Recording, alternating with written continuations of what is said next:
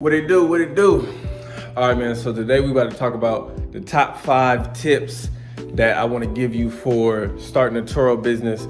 Top 5 tips on how you make a lot of money on Turo. So we're gonna get into this thing, right? Before we get into anything, you already know we need you to hit them buttons. You feel me? Hit the subscribe button, the notification bell, like button, share, whatever it is. You already know if you already subscribe, unsubscribe right now, subscribe again. I just need some activity. So look.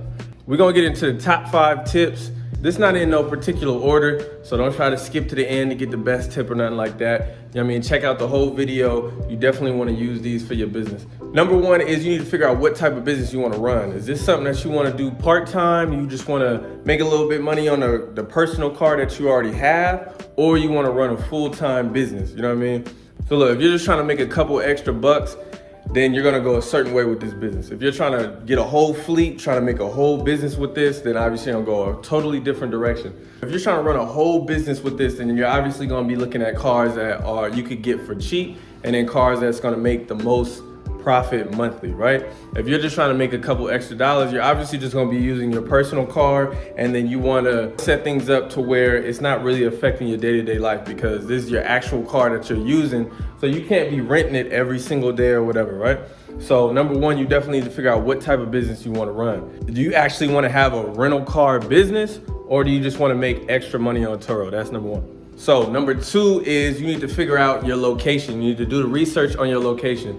And what I mean by that is if you are not in a big city and you're like in a sub-city or whatever it is, you need to figure out what way you can get your car to the closest city near you, right? So I'm in Phoenix, Arizona. This is a big city. It's a lot of demand here, so it's not really a problem for me. But say I was in Tucson, Arizona, I would try to figure out who I could either hire in Phoenix or who I know in Phoenix that can help me out with managing my 1 vehicle or 2 vehicles.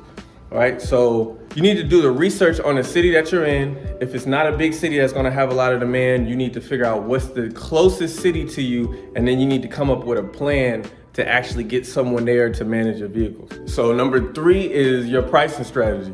I already got a video on this on how you make the most money pricing strategy wise. So you either want to go check that video out or come up with your own pricing strategy. But number 3 is you want to be booked as much as you possibly can, right? So don't get too worried about, you know, if your price is too low on a Wednesday or whatever it is. If you look in your schedule and you're not booked on Thursday, Friday, Saturday, you need to be dropping them prices down.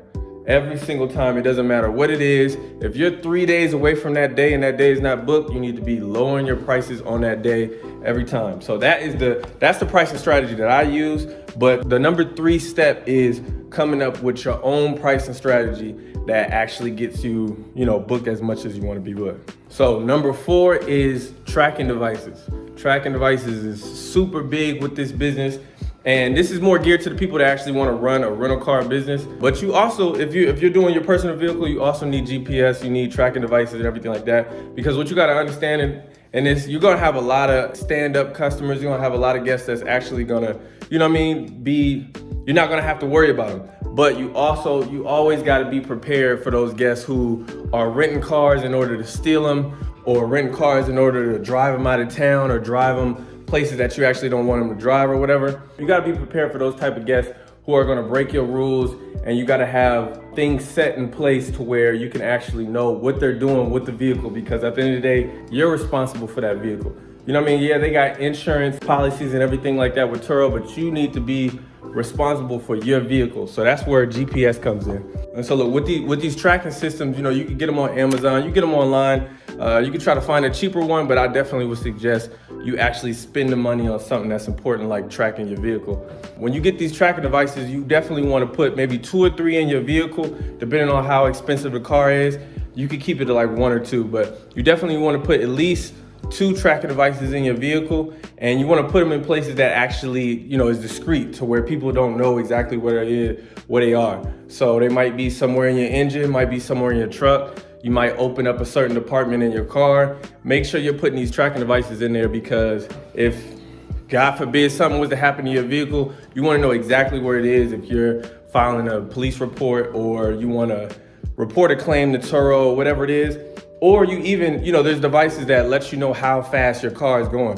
depending on what car it is, you could get certain apps that let you know the speed that your car is going and everything like that. If you're investing in like Corvettes or cars that go fast, and you have a rule like that says don't go over 120, and you look at your GPS system, your tracking system, and it's saying that they're going 150 down the highway to a whole nother city, that's a problem. You know what I mean? You definitely want to contact them. You definitely want to contact Turo. So it is really, really important to invest in, those type of things.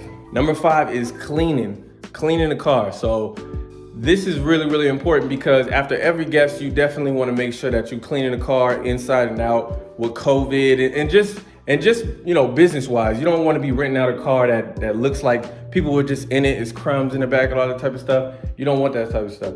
So you definitely want to have a plan on how you're going to do this. So obviously if you're having multiple cars, you can't just take all of them to the car wash. You might have 3 or 4 turnovers in the same day. There's no way that you could wash all of them all at the same time. If you don't have a team or nothing like that, my suggestion is to go to your local car wash, the one that's closest to your house. You can get the monthly stickers, right? You get those monthly stickers, put them on your car. What you do with these is, with the monthly stickers, you don't have to pay every single time you go into the car wash. It's just, you're paying a monthly subscription so you can just drive the car in, right? So if you put those monthly stickers on your car, and in your reporting instructions with your guests, you can let them know, hey, whenever you're done and you're ready to drop off the car, run it through the car wash that's closest to our house.